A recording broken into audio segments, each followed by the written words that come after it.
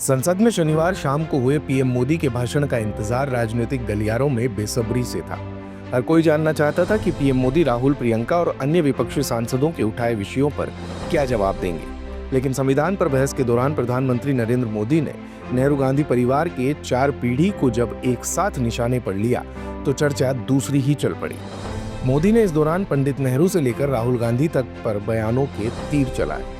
उन्होंने संविधान संशोधन को लेकर जहां पंडित नेहरू पर हमला बोला तो अध्यादेश फाड़े जाने को लेकर राहुल गांधी की भी घेराबंदी की। अपने भाषण के करीब 20 मिनट बीत जाने के बाद मोदी ने पंडित नेहरू को निशाने पर लिया।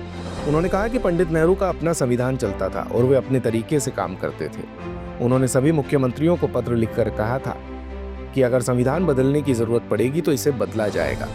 उस समय के प्रधानमंत्री पंडित नेहरू जी ने मुख्यमंत्रियों को एक चिट्ठी लिखी थी।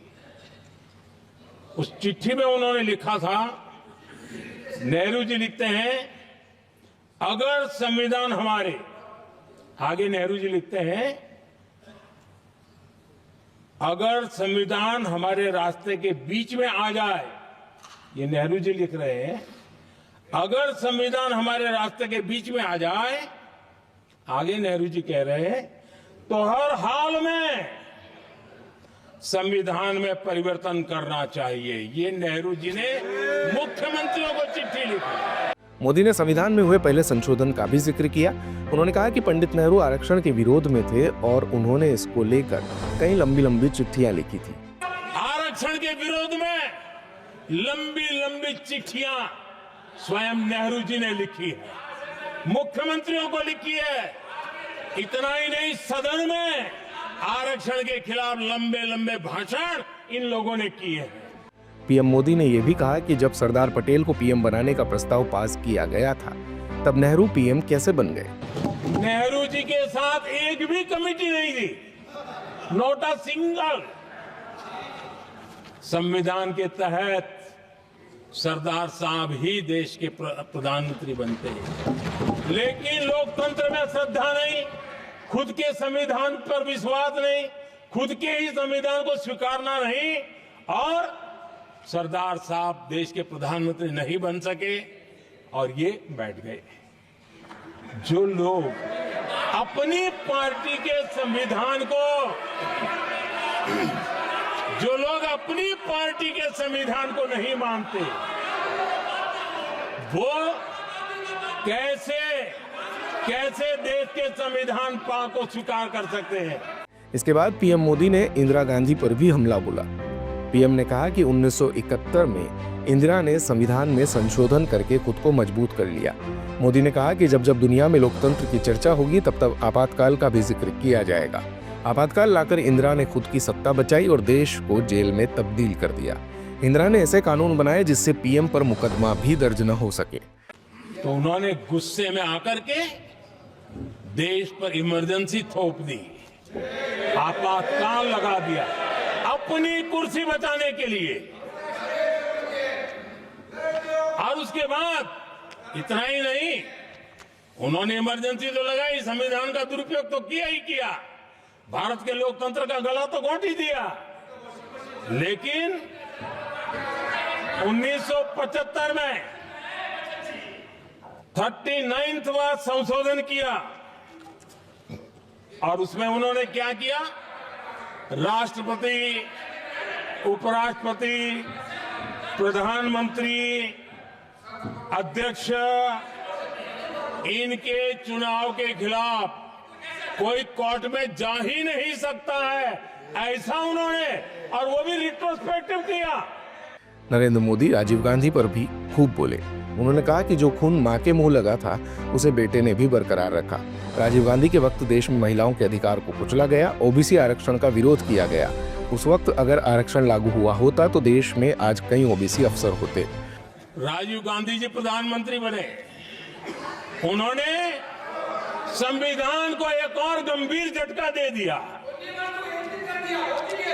सबको समानता, सबको समानता, सबको न्याय, उस भावना को चोट पहुंचाई। सुप्रीम कोर्ट की उस भावना को नकार दिया और उन्होंने वोट बैंक की राजनीति के खातिर संविधान की भावना को बलि चढ़ा दिया और कट्टरपंथियों के सामने सर झुकाने का काम कर दिया। उन्होंने कहा कि कांग्रेस संविधान की बात करती है लेकिन पार्टी अपना ही संविधान नहीं मानती। सीताराम केसरी का जिक्र करते हुए उन्होंने बताया कि कैसे कार्यकर्ताओं ने कांग्रेस मुख्यालय के बाहर उनके साथ बुरा बर्ताव किया था। श्रीमान सीताराम केसरी जी, कैसा अपमान किया गया। कहते हैं बाथरूम में बंद कर दिया गया, उठा करके फुटपाथ पर फेंक दिया गया। अपनी पार्टी के संविधान में ऐसा कभी नहीं लिखा गया, लेकिन अपनी पार्टी के संविधान को न मानना, लोकतंत्र की प्रक्रिया को न मानना और पूरी कांग्रेस पार्टी पर एक परिवार ने कब्जा कर लिया। उन्होंने मनमोहन सिंह के एक बयान के जरिए सोनिया गांधी पर भी निशाना साधा।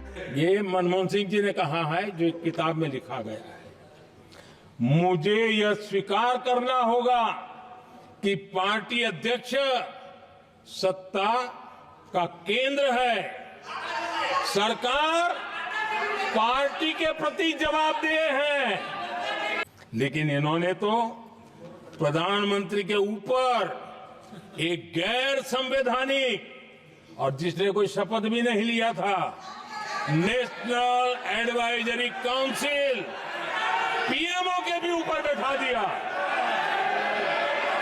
पीएमओ के ऊपर अघोषित दर्जा दे दिया गया। राहुल गांधी पर हमला बोलते हुए मोदी ने कहा कि चुनी हुई सरकार का अध्यादेश फाड़ना घोर पाप है। भारत के संविधान के तहत देश की जनता जनार्दन सरकार चुनती है और वो सरकार का मुखिया कैबिनेट बनाता है। ये संविधान के तहत है। इस कैबिनेट ने जो निर्णय किया, संविधान का अपमान करने वाले अहंकार से भरे लोगों ने पत्रकारों के सामने कैबिनेट के निर्णय को फाड़ दिया। एक अहंकारी व्यक्ति कैबिनेट के निर्णय को फाड़ दे और कैबिनेट अपना फैसला बदल दे, ये कौन सी व्यवस्था है? हालांकि विपक्षी नेताओं ने पीएम मोदी के भाषण पर अलग अलग प्रतिक्रियाएं दी। हाल ही में वायनाड से नवनिर्वाचित सांसद प्रियंका गांधी ने पीएम मोदी के भाषण को मैथ्स की डबल क्लास जैसा बोरिंग बताया। दिन भर की सारी अपडेट्स के लिए सब्सक्राइब करें भारत कवरेज को और हाँ, बेल आइकन दबाना ना भूलें ताकि आप रहे अपडेटेड हमेशा।